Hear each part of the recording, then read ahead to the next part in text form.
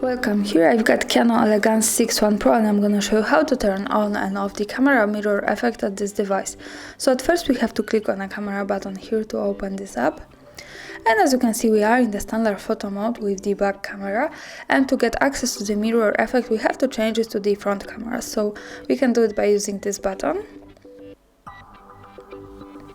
And hi again. And from here we have to move to more advanced settings. We can do it by tapping on this button here. And from here we have to pick these settings.